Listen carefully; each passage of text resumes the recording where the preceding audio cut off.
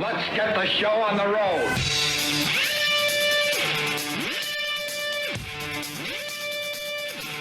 Hello, everybody. No, I'm not going to do that. It's Good Brother Morning here, folks.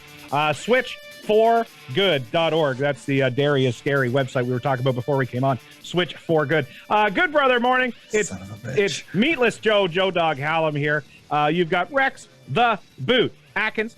You've got EZE, Eric Cairnie, my good buddy Eric Cairnie down there. And today we are joined by the high-flying, arthritic, amazing performing arthritic the guy who's taken Ontario by storm, and that is Tyler Aero. Tyler Aero. How's it going, Tyler? Thanks so much for being here on Good Brother Morning. How are you, man?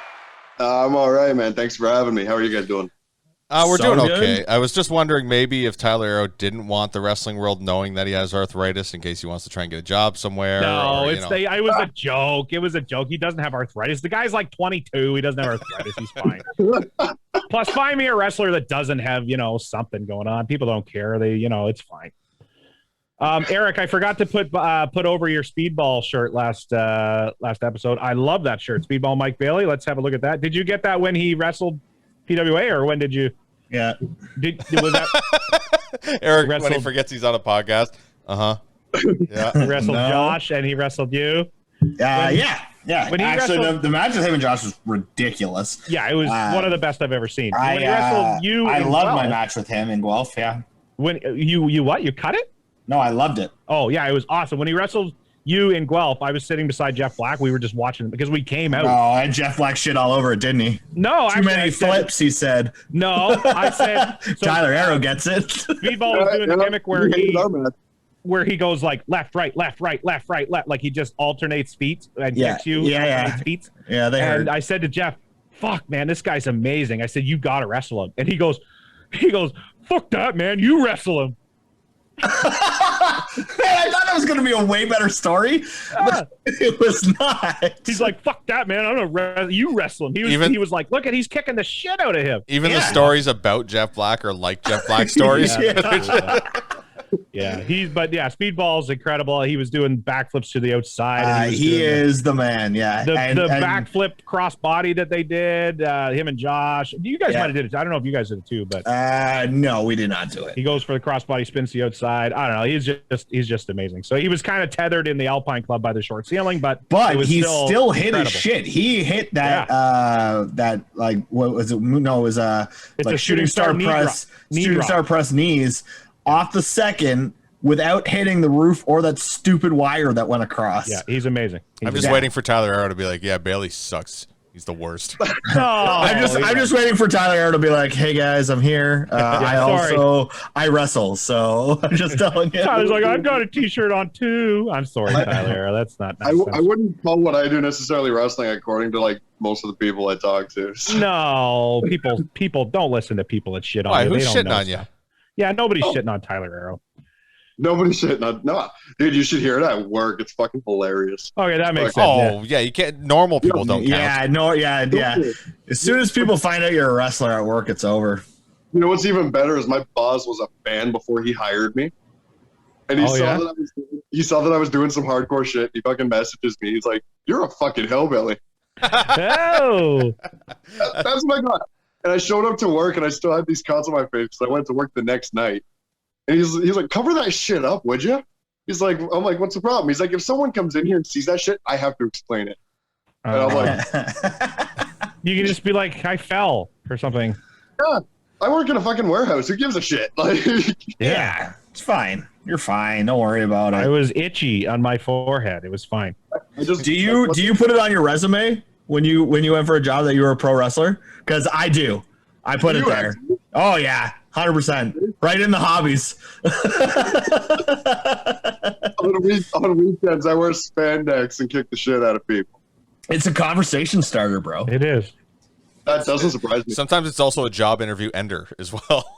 No, man, it worked so well for me that my work brought in wrestling to one of our shows that we do, the pool shows, and Rip Impact and Jesse Bieber wrestled each other, I think 4 times throughout that whole day. And then our catalog that we put out with all our product in it, the front cover was a wrestling ring. That was the influence I had, ladies and gentlemen. Wow. Yeah. You know what's great? That paid me more than most of my matches do. So There you go. Oh, Yeah, you're the referee. Yeah. You're the referee. That's right. One of the shittiest referees I ever saw, and I still Whatever, man. That's fine. Did you rock the glasses? Because that would get you over by the crowd. Would be like, No, he was so good as a referee. I don't even remember him. I never saw him. He was so good. he must be a hell of a wrestler too, because I just no. Good times. fuck. Back when we could do things right.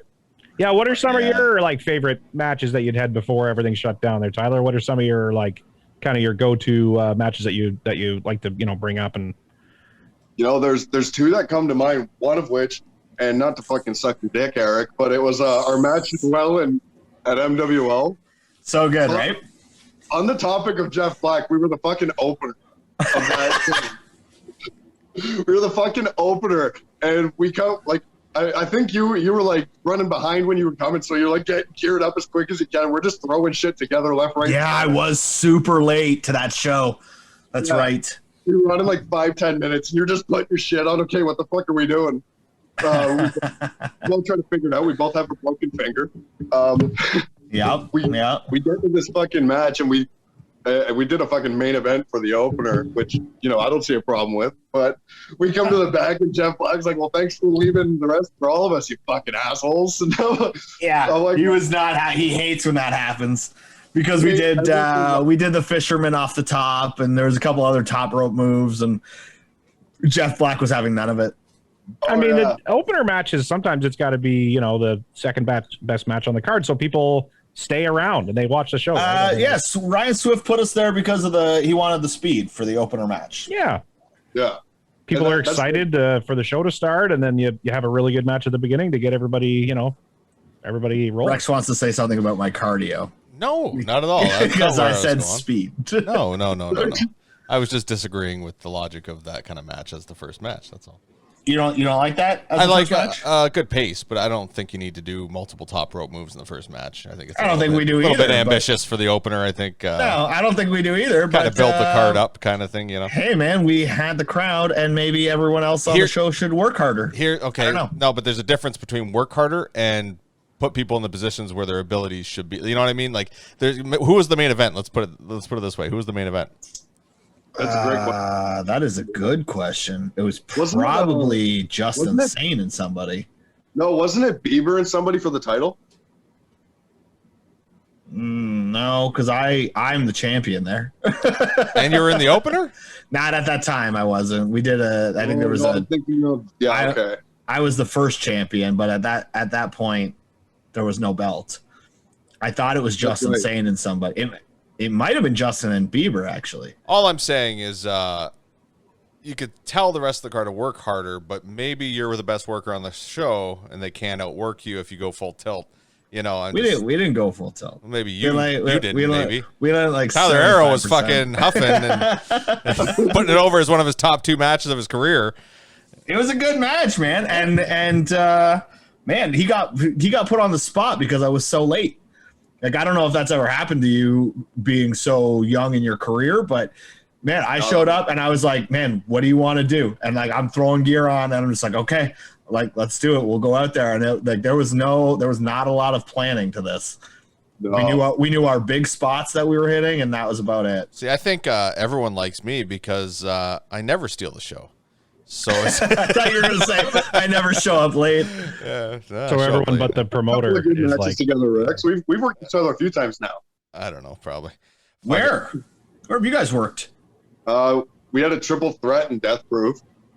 Oh yeah, I forgot about that one. Yeah, Man, I always forget you're in Death Proof. People keep telling me, oh yeah, I wrestled Rex in Death Proof. I don't remember one match of yours in Death Proof. I only no wrestled offense there. to you personally. me? Yeah. I only worked there like once or twice. Oh, really? Yeah, like right at the end too. It wasn't even like a long time. Like right at the very end. I think. That match was my first time at Death Proof myself. Yeah. did you guys see the No Ring North t-shirt? Dick. Which one? The Last Supper one because it's awesome.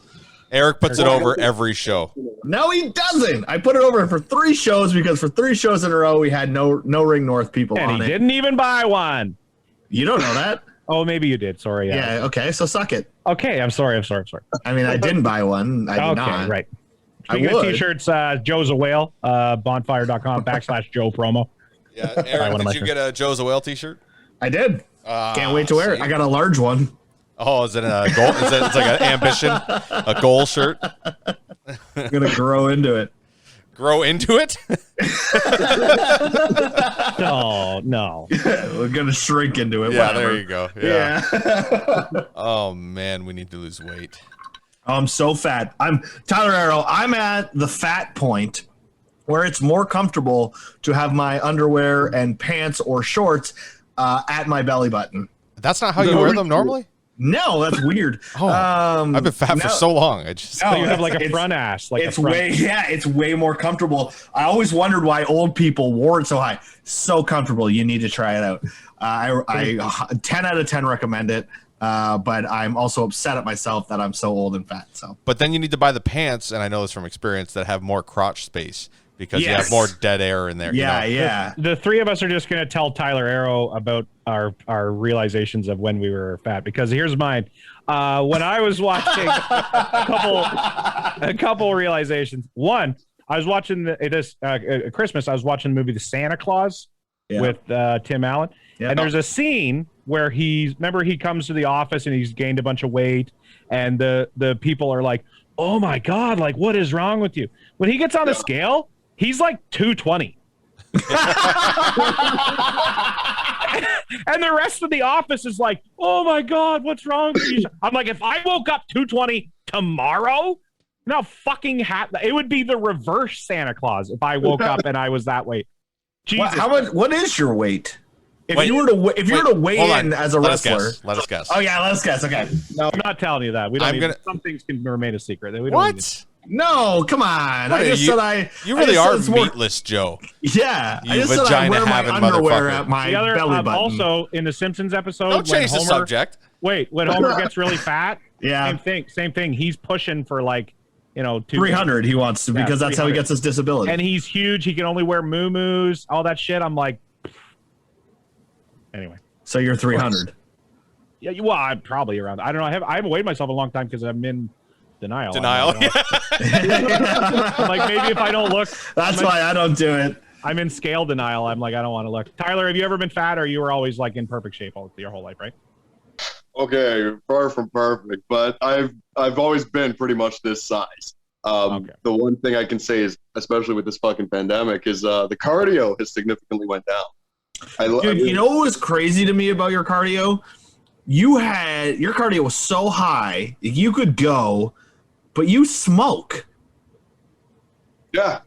I feel and I'm just like, man, I would die. I smoke cigars, but it doesn't affect me because I don't inhale them. But yeah, you every time I see you at a show, you're outside, you're smoking, and I'm like, this guy's gonna go in and go do a 20-minute match and not have a problem, and my fat ass is gonna be huffing and puffing. Maybe because when he's running, his lungs are intaking more fresh oxygen or something, and so he's like. So you think the cigarettes are actually helping? Maybe. Oh, there you go, ladies and gentlemen. Keeping him skinny. Joe-Dawg said it himself. You need to smoke to be healthier. You ever seen a fat smoker? I'm just saying. You ever seen a fat? Yes, all the time. My mother.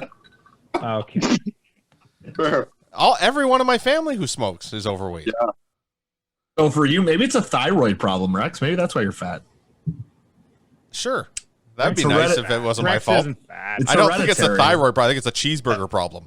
Okay. I ate 2 cheeseburgers today and 2 sausage. That's what I ate today. That's what you eat today? Or that's what you ate? I said 8.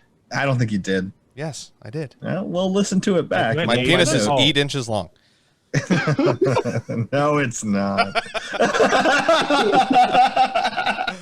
I recently, or just actually today, arrived in the mail. I ordered a wrestling singlet, so that I could wear my ref shit over top of my singlet. Why? So that I'm telling you why. So that my fat gut, so that when we get back, if we get back to wrestling and I'm reffing, my gut won't fall out. I don't want to have what they call Dunlop disease, which is when your gut Dunlops over your pants. It just Dunlops right out of your. I feel like there's a better joke there. Yeah, like Michelin or something, because he was a fat white guy. Doesn't matter. Either way, the singlet is going to hold everything together. But what I want to know is how long until you just start wearing that under your work clothes. I thought about it. I was like, actually, I tried it on today, and I was like, Joe, let's get a sponsor with Spanx, and you can wear those. Yeah, Spanx. Or why don't you just go buy a corset? Joey Allen did one time. I don't want to like squeeze all my shit up. His chest is this big. Yeah, I'll get fucking acid reflux or something, squeezing all my gut. I get it daily. Like Tyler Aero, you don't want to get old. Everything I do gives me acid reflux. I love how Eric he's burping. Eric blames it on age as he's fucking. You know what you guys shouldn't do. You know what the main problem is. It's the age thing that really gets me. I love you guys. I fell into the misfortune of that shit because, dude, fucking just running in my family. Well, nobody runs in my family, but it runs in my family. Rex is either.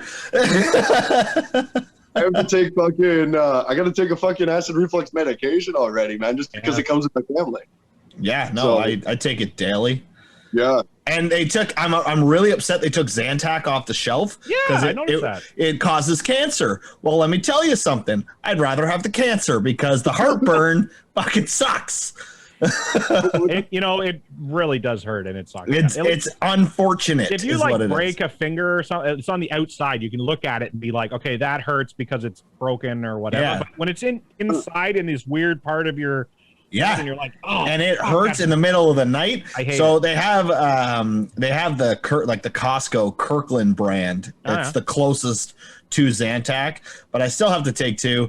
And I want to write a strongly worded email to Zantac and tell them that I'd just rather have the cancer. So send me everything that you took off the shelf. You're like, you know what? The other stuff I do probably gonna be.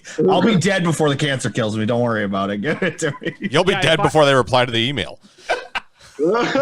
Man, Rex was sitting there for so long waiting for a joke on me, and he flew into his microphone. You can go to patreon.com/goodbrothermorning to watch that happen. Almost chipped my tooth. For sure. Yeah, the heartburn is no good. It's no Tyler, are you still training? I know you can't do much, but are other now that things are going to open up, I imagine you're back. You're back with Rip Impact. Honestly, I just found out today, actually no more than a couple hours ago, because I work nights, so this is my morning right now. So I got a coffee. And it's good brother morning. Exactly, it works out perfectly. I was slacking for quite a bit for a while because I were working at a parcel company, and how this lockdown affected that, it's just fucking skyrocketed my hours. But now with things being able to slowly open up again, because I don't know. I didn't catch what it was today, but yesterday we were at 500 cases or some shit. I think 900 in all of Canada, I thought it was, or something like that. So, I mean, that's the lowest it's been in fucking over a year now. Yeah.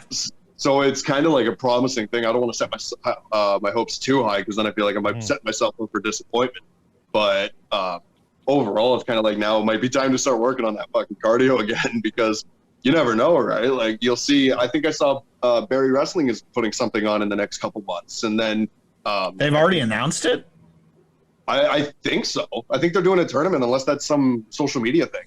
Oh wow! Did you see that the U.S.-Canadian border, they're looking at loosening restrictions June 22nd? No, I didn't see that. Where you could drive across, no issues. They didn't give a lot of specifics, but yeah, it seems like because they're way ahead on vaccines or something, and now people are scheduling their second dose earlier than expected. So, I think it's going to be there's a good chance it could be open for us. I don't know what the rules will be going over. Maybe you probably have to have a shot. There's some COVID things. Really nice. That would be really nice. If some COVID things stayed the same. For example, I kind of like the curbside pickup of you place an order at Canadian Tire or whatever. You're like, yeah, I need fucking screws. And then you drive there, they bring it out to your car. You don't have to go in. You work retail. Do you not understand what the problem with that is? It doesn't affect. We have our sales compared to the last couple of years have been spot on because all of our sales are delivered. Because everybody's staying home. But there's impulse buys in retail stores that are set up specifically for the purchaser's eye to go in, or higher end product Right. if you merchandise your store properly. Great, but I don't need that. All I need is A paycheck from your boss. No, I'm saying like others, like I said, Canadian Tire, or even I guess even us, sure. But I'm saying there's if the economy, sure, great, yeah, a certain store is going to sell more fucking gum that's at the checkout or whatever. But that means that the people that are buying it are going to have more money that they didn't spend on shit they didn't need, and they just bought in impulse, which then stimulates the economy because they have more money to spend in shit that's essential.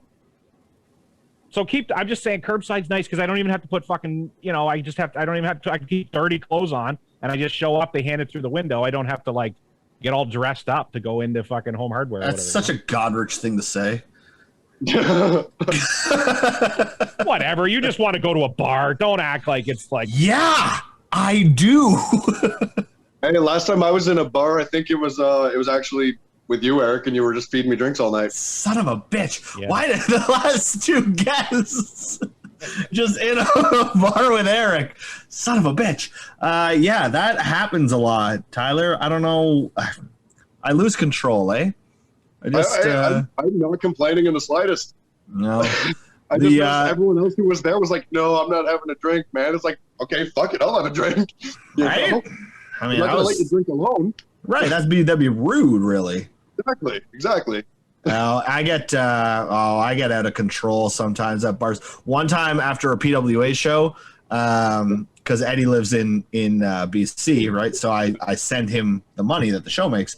Well, one time after the show, I did not send him the money, and I spent all of it. And wow. I bought rounds for the whole place. We were at Roxanne's in Kitchener, and I got Ruffy Silverstein so drunk. By the time we were done and we left the bar closed down, we walked outside. We're like, where'd Ruffy go? We just assumed he went home. No, he was so drunk, he went and he fell asleep in the ditch by the cars. Did you scrape him up with a fucking spatula? we woke him up. So I can't remember who drove him home or drove him to the hotel, but yeah, he was just annihilated. And I just had all the money, all the cash from the show, and I just kept yelling in Roxanne's that I was Eddie Osborne. I'm Eddie Osborne. Just kept buying drinks for people. And then I got sad because the next morning when I had to go pick up Bushwhacker, Luke, and Gangrel from the hotel, and they said, how do you want to pay? And I went, credit card. And I handed them my personal credit card because I spent all the money. Yeah, it was a rough day. Good night, but a rough day. Not rock bottom. Not rock bottom, no. No, rock bottom's a different story. Oh shit! It hasn't happened yet. TBD. Oh man! So, what's your other favorite match then? If I'm up there, in top can I guess? two? I think I know it. Oh, is it Pepper Parks? Honestly, no. I loved that match. Because how good is Pepper Parks? Well, no. My issue was the fucking ceiling at that venue. Where'd you work them? That RHLI by East Hamilton Radio. Oh. Kenilworth area. Yeah. That fucking ceiling is so low. I stand on the second row and my fucking head's touching the ceiling. What show was there? Courage, yeah. Oh, that's where Courage ran. Okay. Yeah, that was in like fucking May of 2019 or some shit. No, that's sweet that you got to work Parks though. That's like he knows the shit, man. That's good education for you. And you didn't puke when you're on the top rope, which is good. Oh, Ryan Swift joke. Nice. We were very pissed off, both of us, at this match though, because I swear the fucking heat in that building was on, and it was in the middle of May, which it's the beginning of June now, and we see how hot it is now. On top of, he fucking puts tanning oil or some shit all over him. And he's not wearing any tape on his wrist, so there's no gripping this guy. And even at the end of the match, he comes back, he's like, if I knew it was that fucking hot out, I wouldn't have put that shit on. Because the second we step out there, the first bump you take, there's a puddle right in the center of the fucking room. Oh. I feel like I gave him my best super kick ever because that's how he wanted to start the match. So, so you weren't- Tyler Rex, talk about doing everything. I'm sure Jeff Black got mad. Yeah, during his entrance, he got in the ring, took a sip of the water bottle. He turned around, I super kicked him, and he spit the water everywhere, and it looked amazing on camera. And yeah, I bet you Jeff Black was hot at that. Jeff Black probably gets hot at a lot of my matches. He gets hot at a lot of matches. Yeah, that's awesome. Okay, so it's not Pepper Parks. I don't know who else you've worked. Is it a name? Is it a name guy? Is that your favorite? I trained with him. Oh no, It was Mike Forte. No, though we did have fun. It was in the first 3 months before we got locked down in February. What was the show? It was a student show for Rip. Son of a bitch. Makes it harder. Evan Greenaway? Yeah. Really? I got it. We actually, because him and I had worked each other so many times. We worked in Jarvis, Port Rowan. We worked in Burford a couple times. Like just Probably so many 702 training matches. That's it. But we had so many small matches in front of small crowds at like. I was going to say, yeah, you listed like every C town on the Ontario Indie Circuit. Though it was a student show, him and I figured like, okay, now we have 300. Everyone and their fucking mother is at this student show, so we figured let's fucking take it up a notch. And Rip told us we had 15. We told him we were probably going 20. I got hurt, and then we went 25. You got hurt during the match? Yeah. What happened? So the whole match was a spot fest as is. I know Rex saw some of the footage at one point, but it was a whole spot fest, and it led to a Spanish fly off the top, which I'd never done in an actual match. Like I've worked on it on a crash mat a couple times. Yeah. And I got comfortable with it, but it felt like we were under rotating a bit, so I had to tuck in my fucking knees a bit. Came down right on my fucking all the way down my left knee. And it felt like a fucking gunshot through the side of my leg. Oh. And it was funny actually because I set up to get it looked at. I think in April, once everything actually got shut down, I ended up setting it up because there was such a weird, like almost like a numb feeling. Like the only thing I can think it would feel like is fucking some type of nerve damage. And I actually had to wrestle the rest of the month. I ended up making my 365 debut, and then I fucking had to wrestle in Peterborough and a couple of other things.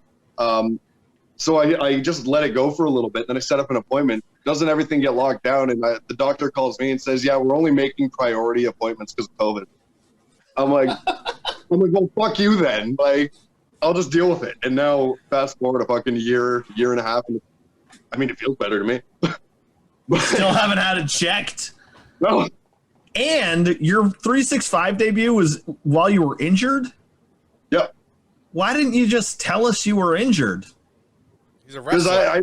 We would have booked you again. We would have been mad about it. But the thing is my issue is I think it's I have a hard time admitting that I can't do something. Okay. So like the only thing, if you notice, like because it's a low ceiling at the Alpine, I believe that's what it is, right? Yeah, it's a low ceiling there, so it's not like I can do a whole lot of top rope necessarily, or like I think the only actual thing I avoided was standing moonsault in that match or a shooting star. Otherwise, I did pretty much everything I normally do. So it wasn't really much of an issue.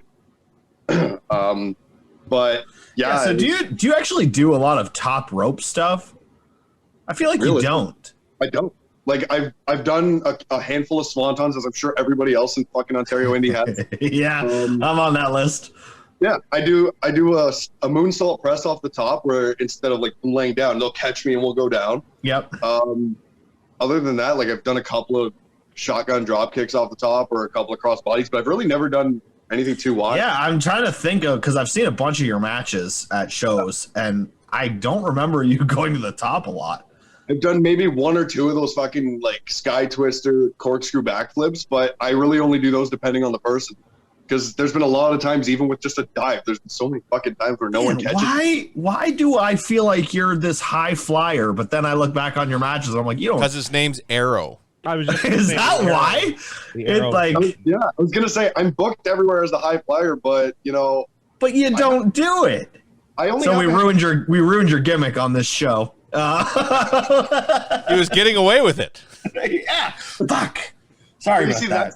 That's the thing. I've openly told people, I'm like, why are you booking me as the fucking aerial artist or the zero gravity? I'm like, if you look at my matches, I hate doing springboards. I've done one springboard ever, I think. Because what's your go-to dive? Suicide, or do you go over the top? It used to be a corkscrew over the top. I hit it a couple times. I think I hit it on you guys but there was a couple times where I've hit that, and I don't know what the fuck happens. What possesses someone who thinks it? No one catch me, so I'll hit right on the fucking floor. Oh, that's not funny, man. A dive is probably the most dangerous move we do in wrestling. And when people aren't there to catch you, it's brutal.